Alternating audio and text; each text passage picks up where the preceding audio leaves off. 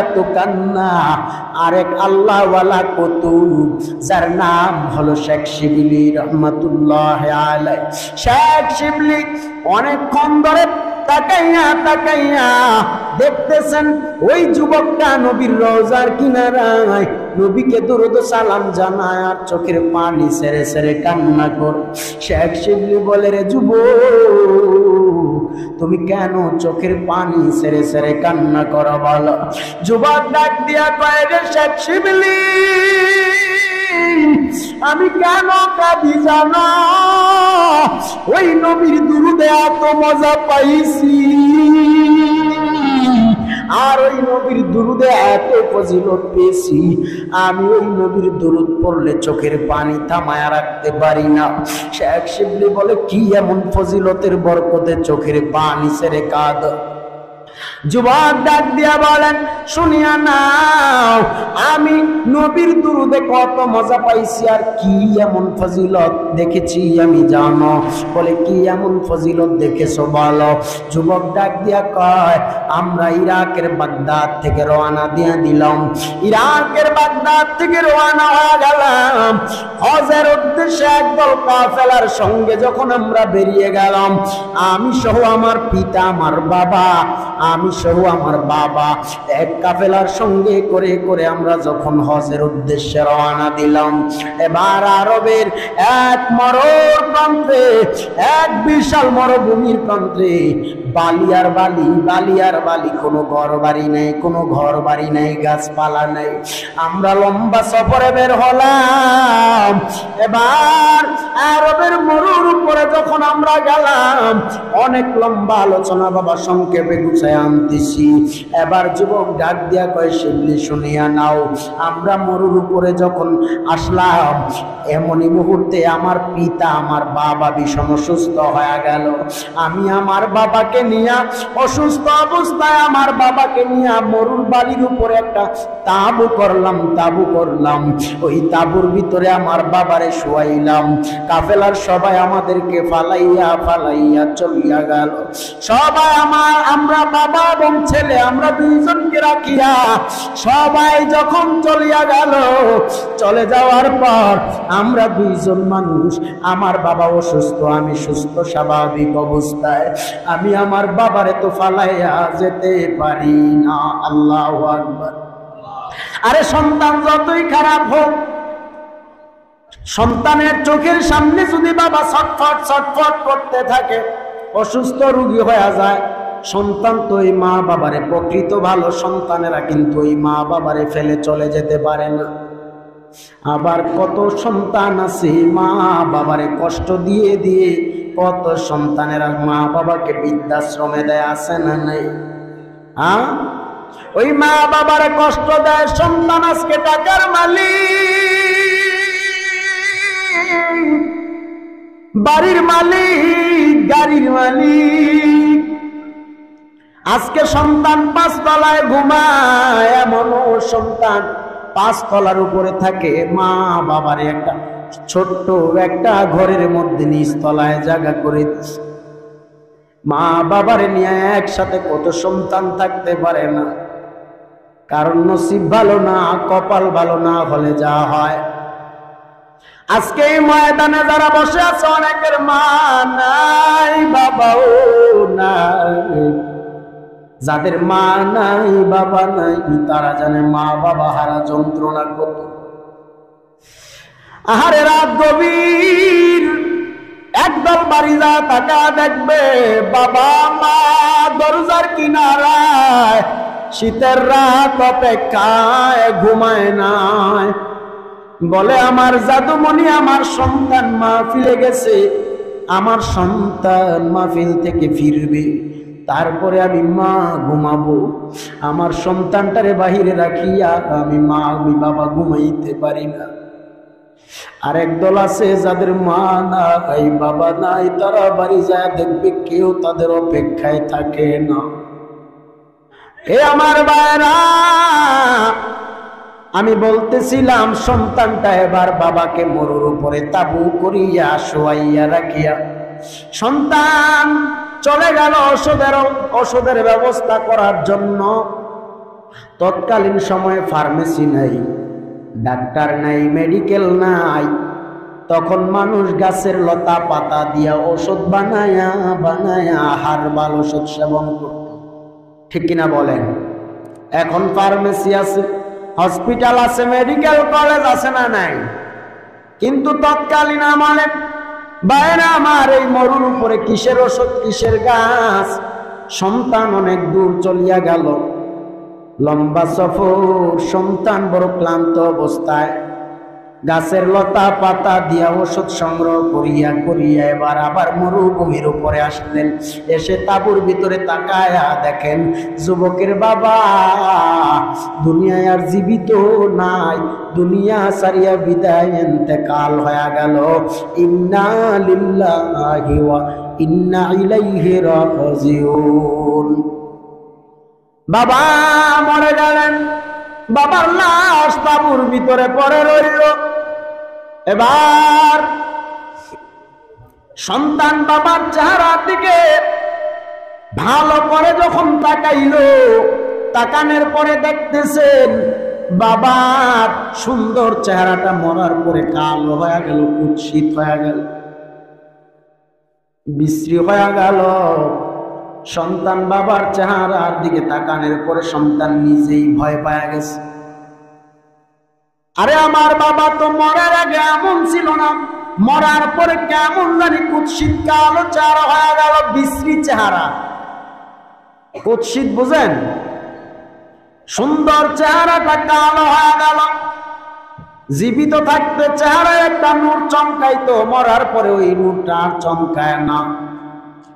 বলে কি ব্যাপার, কি ব্যাপার? সন্তান বাবার চেহারা দেখিয়া ভয় পায়া, ভীষণ ভয় পায়া সন্তান দুনিয়ার জমিনে অজ্ঞান হয়ে গেল। অজ্ঞান হওয়ার পর এবার ওই সন্তান গভীর রজনীতে স্বপ্নে যুগে তাকায়া দেখতেছেন কে এক নূরের মানুষ, এত সুন্দর মানুষ। যুবক বলেন শিবলি শুনিয়া নাও, সেই রাতে আমি দেখেছিলাম একজন নূরের মানুষ আমার বাবার লাশের কিনারায় এসে হাজির। যেই বাবার চেহারা এত কালো, আমি তাকায়া দেখলাম আমার বাবার চেহারার মধ্যে নূরের মানুষটা এসে হাত মোবারক ভুলাইয়া দিছেন। সুবহান। যখনই আমার বাবার চেহারার মধ্যে হাত ভুলাইয়া দিছে, আমি তাকায়া দেখলাম আমার বাবার কালো চেহারাটা সঙ্গে সঙ্গে নূরে নূর নুরানি হয়ে গেল। ও গো মায়ার নবী, দেখা দেন নূরের ছবি, রাখিয়েন চরণে আপনার,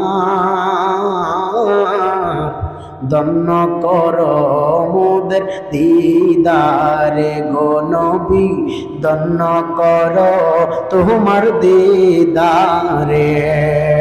ও গো মায়ার নবী, দেখা দাও নূরের ছবি, রাখিও চরণে তোমার, ধন্য কর তোমার দিদারে। বলো ধন্য কর তোমার দিদারে।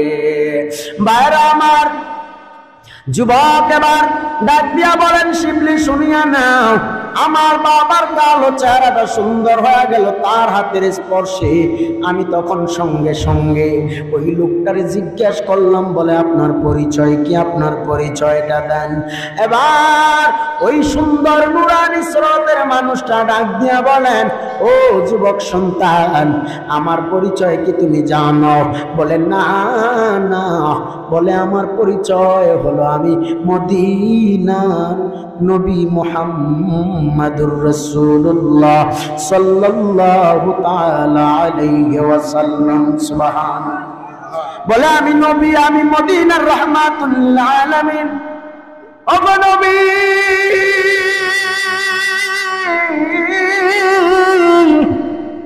ইয়া রাসূলুল্লাহ, আমার বাবা কি এমন ভালো কর্ম ছিল যেই কর্মের বরকতে আজকে আপনি আমার বাবার লাশের কিনারায় গেছেন? নবী বলেন, ও যুবক শুনিয়া নে, তোর বাবা দুনিয়ার জমিনে যত অন্যায় যত অপরাধ করুক না কেন, রাত যত গভীর হয়ে যাইত, তোর বাবা আমি নবীর সঙ্গে প্রেমের ডরি লাগাইয়া দিত। সুবহানাল্লাহ। তোর বাবা আমি নবীর উপর কন্টিনিউ গভীর রজনীতে ঘুমানোর আগে আমি নবীর উপর প্রতি রাতে 300 বার করে দুরূদ শরীফ আদায় করে করে ঘুমাইতো। সুবহানাল্লাহ। যেই বরকতে আমি নবী আজকে তোর বাবার দুরূদের আওয়াজ পাই নাই, আমি তোর বাবার দুরূদের আওয়াজ না পাওয়ার কারণে তোর বাবা কোথায় কি অবস্থায় আছে আমি নবী দেখার জন্য রুহানি জগতে স্বপ্নে যুগে তোর বাবার লাশের কিনারায় হাজির হয়ে গেলাম। আরে নবী মদিনা থেকে আপনি আমি গুনাহগার উম্মতের ভাঙ্গা করে আসতে পারে কি পারে না?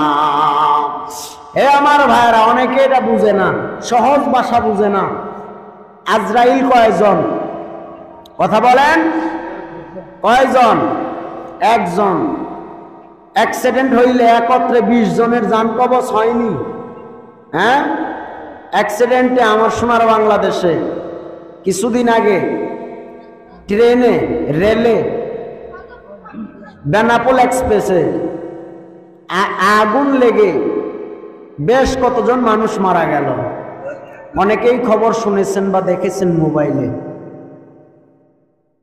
একসাথে যদি 10 জন 20 জন মানুষের জান কবচ হইতে পারে, মরতে পারে, পরে তো আজরাইল একজনই, ঠিক না? একজন আজরাইল 10 জনের জান কবচ করছে একত্রে।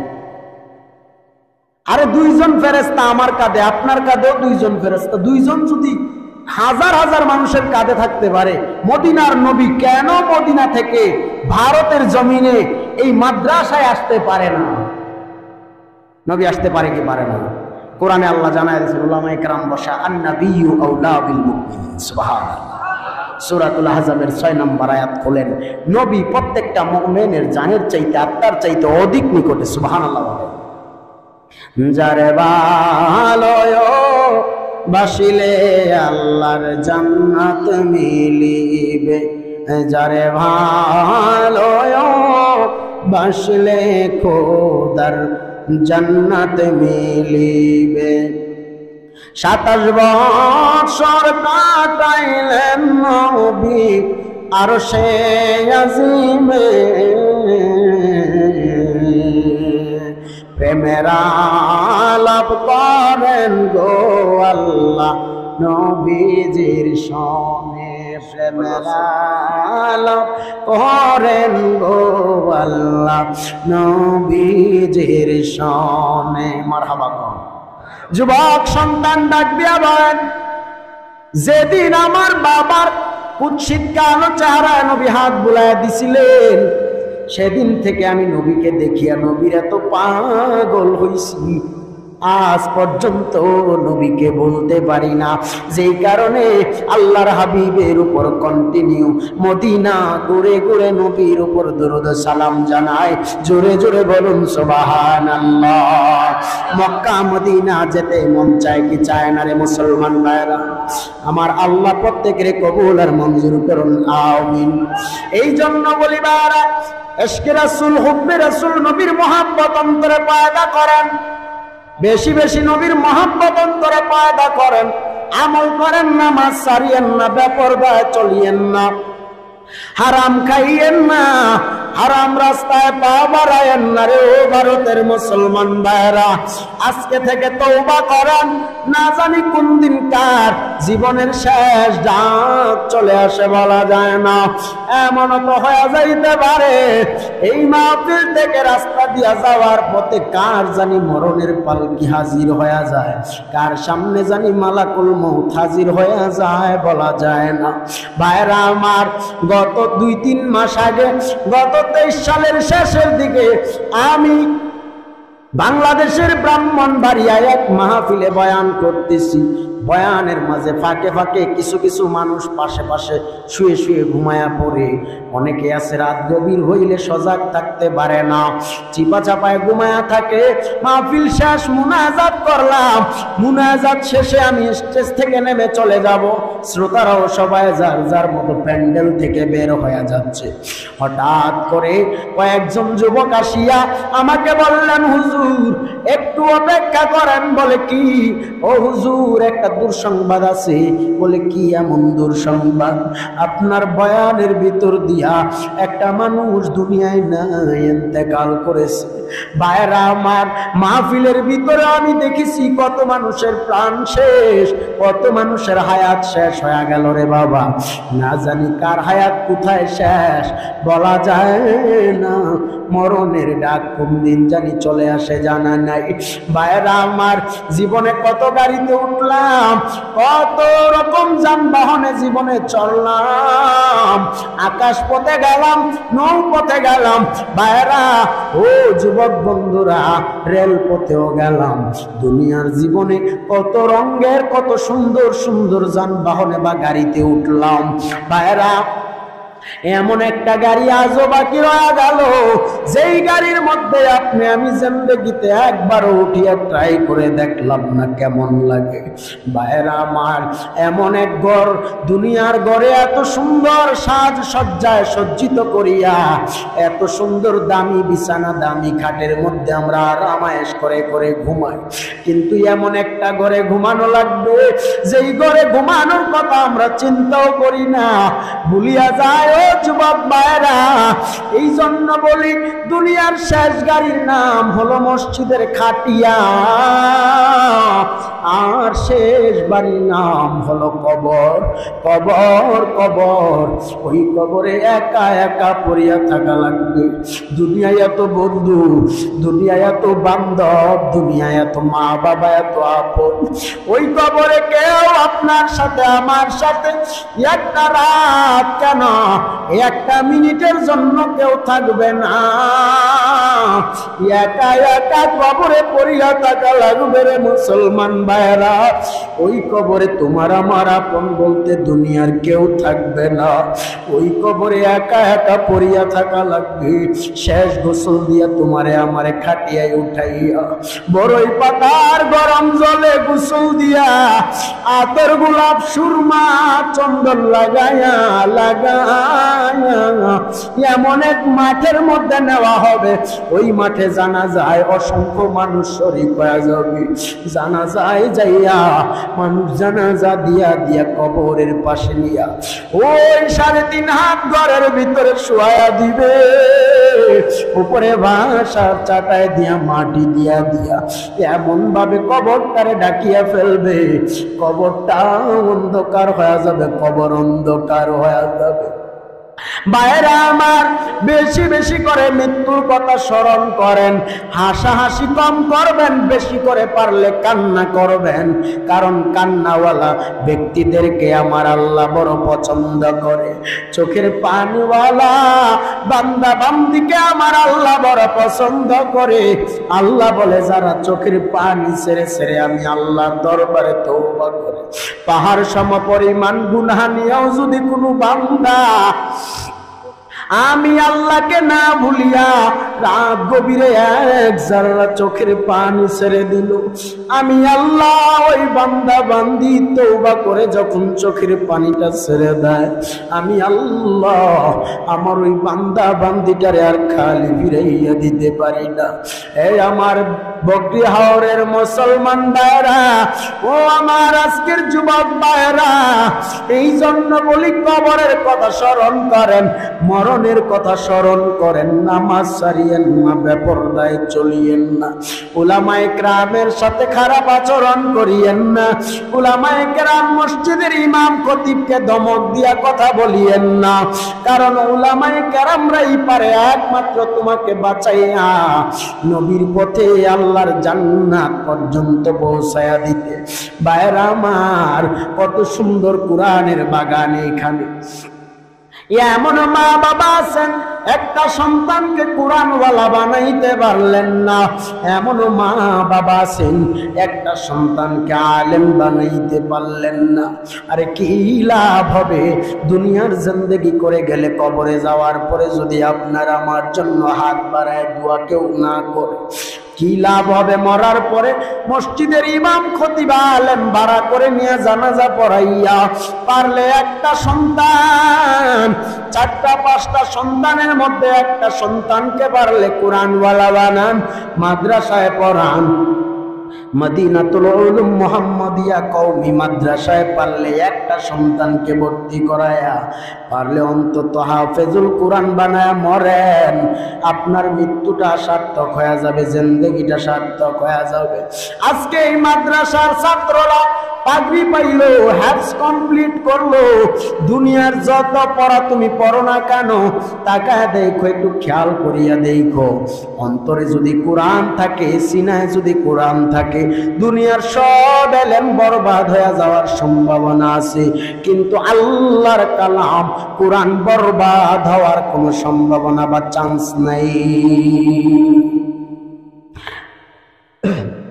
এই জন্য ভাইরা, এই জন্য বলি আজকে থেকে খাঁটি দিলে নিয়ত করেন তওবা করবেন, আর গুনাহ করবেন না, নামাজ ছাড়বেন না, সন্তানটার আলেম বানাবেন, মাদ্রাসায় পড়াবেন, সব সময় মাদ্রাসার মধ্যে টাকা দিয়া পয়সা দিয়া অন্তত বুদ্ধি দিয়া জ্ঞান দেয়া হলেও সাহায্য সহযোগিতা করতে চাই কি চাই না? হ্যাঁ, আল্লাহ কবুল করুন, আমিন। খাঁটি তওবার যদি নিয়ত থাকে দুটো হাত আল্লাহকে একটু দেখা দেন। আল্লাহ যারা হাত উঠাইলো আল্লাহ তুমি প্রত্যেকের মনের নেক মাকসাদ কবুল করে নেন। ও রব্বুল আলামিন আমাদেরকে গুনাহ মুক্ত জিন্দেগি দান করেন।